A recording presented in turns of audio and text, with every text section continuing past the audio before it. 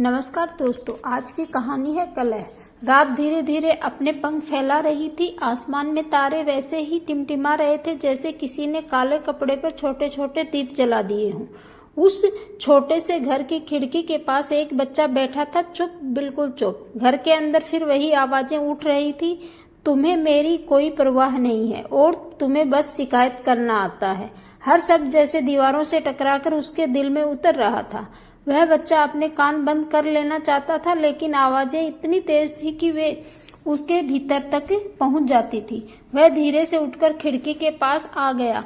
बाहर की ठंडी हवा उसके चेहरे को छू सक रही थी, लेकिन उसके अंदर एक अजीब सी गर्मी थी, दर्द की गर्मी। उसने आसमान की ओर देखा। क्या सच में कोई है जो यह सुनता है? कुछ पल वह यूं ही बैठा रहा, फिर उसने दोनों हाथ जोड़ लिए। अगर आप सुन रहे हो तो बस इतना कर दो कि मेरे घर में शांति आ जाए। उसकी आवाज इतनी धीमी थी कि जैसे हवा भी उसे अपने साथ ले जाने से डर रही हो।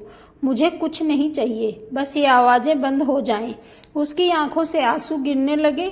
वह वहीं सिर टिकाकर बैठ गया और कब उसकी आंख लग गई तो उसे पता ही नहीं चला। सुबह आई, लेकिन घर की हवा वही भारी थी। सब कुछ सामान्य दिख रहा था। रसोई में बर्तन बज रहे थे, दरवाजा खुला, कोई बाहर गया, लेकिन उस बच्चे के अंदर कुछ टूट चुका था।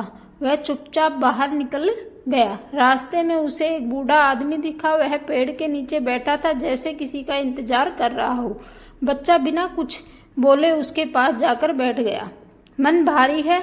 बूढ़े ने बिना उसकी तरफ देखे पूछा। बच्चा चौंका। आपको कैसे पता? बूढ़ा हल्का सा मुस्कुराया। जब दिल चुप हो जाता है ना, तो चेहरा बोलने लगता है।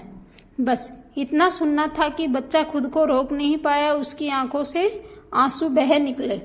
घर में शोर बहुत है, उसने टूटती आवाज में कहा। और दिल में? बूढ़े ने पूछा। बच्चा कुछ पल चुप रहा, फिर बोला, वहां भी। बूढ़े ने उसकी ओर देखा। उनकी आंखों में अजीब सी शांति थी। अगर तुम्हें एक मौका मिले सब ठीक करने का तो क्या करोगे? बच्चा थोड़ा सोच में पड़ गया। मैं बस चाहता हूं कि सब हंसे बिना किसी वजह के। बूढ़े ने जेब से एक छोटा सा कागज निकाला और उसे दे दिया। जब सही समय लगे इसे खोलना। बच्चे ने कागज लिया, लेकिन खोला नहीं। दिन बीतते गए। घर में कभी शांति होती तो कभी वही शोर लौट आता। बच्चा हर बार कुछ कहना चाहता, लेकिन शब्द उसके गले में ही अटक जाते। एक दिन जब आवाजें फिर से बहुत तेज हो गई, उसने फैसला कर लिया। वह अपने कमरे में गया और दरवाजा बंद कर लिया।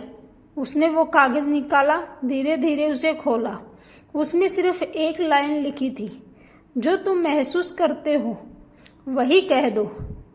बच्चा कुछ देर उस लाइन को देखता रहा। उसका दिल तेज तेज धड़कने लगा। क्या मैं सच में कह सकता हूँ? उसने खुद से पूछा।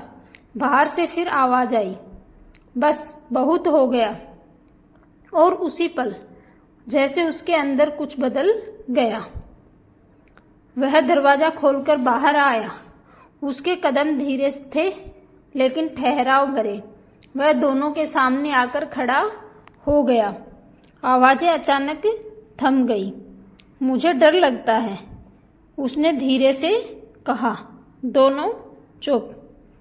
जब आप दोनों लड़ते हो तो मुझे लगता है कि मेरा घर कहीं खो गया है। उसकी आंखें नम थी, लेकिन इस बार वह रो नहीं रहा था। मुझे कुछ नहीं चाहिए, बस थोड़ा सा सुकून। कमरे में एक अजीब सी खामोशी छा गई, जैसे किसी ने वक्त को रोक दिया हो। दोनों ने पहली बार उसे उस नजर से देखा, जैसे सच में देख रहे हों। उनकी आंखों में पछतावा था और शायद प्यार भी। उस दिन के बाद सब कुछ जादू की तरह नहीं बदला, लेकिन कुछ बदलना शुरू हुआ। आवाजें धीरे धीरे कम होने लगी, सब नरम होने लगे। और उस घर में जहाँ पहले शोर गूंजता था, अब कभी कभी हंसी भी सुनाई देने लगी। कुछ दिनों बाद बच्चा फिर उसी पेड़ के पास गया, लेकिन इस बार वहां कोई नहीं था, बस हवा थी और पत्तों की हल्की सरसराहट। उसने चारों तरफ देखा और मुस्कुराया। दिया। शायद जवाब बाहर नहीं था। उसने आसमान की ओर देखा। शायद जवाब मेरे अंदर ही था और वह धीरे धीरे वापस चल पड़ा। इस बार उसके कदम हल्के थे, जैसे उसने अपने दिल का बोझ वहीं कहीं छोड़ दिया हो। रात फिर आई, तारे फिर चमक रहे थे, लेकिन इस बार खिड़की के पास बैठा वही बच्चा अकेला नहीं था। उसके चेहरे पर एक हल्की सी मुस्कान थी और उस छोटे से घर में अब सिर्फ आवाजें नहीं थी, अब वहाँ एहसास थे। धन्यवाद दोस्तों।